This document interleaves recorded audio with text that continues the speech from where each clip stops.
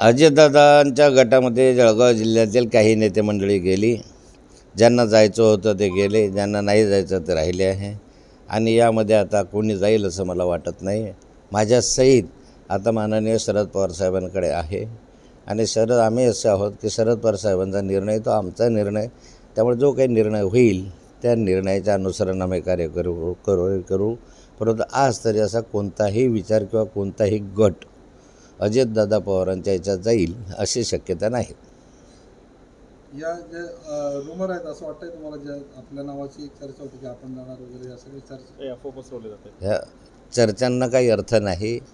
कारण ज्यावेळेस अजितदादा पवारांचा गट वेगळा झाला त्याच वेळेस ज्यांना जायचं होतं ते सर्व आमदार महाराष्ट्र विधान परिषदेचे ते अजितदादा गटाला गेले.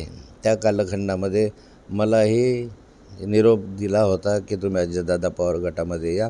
परंतु त्यावेळेस मी काही अजितदादा पवार गटामध्ये गेलो नाही. शरद पवार साहेबांबरोबरच राहिलो आणि आताही पवार साहेबांबरोबरच राहणार.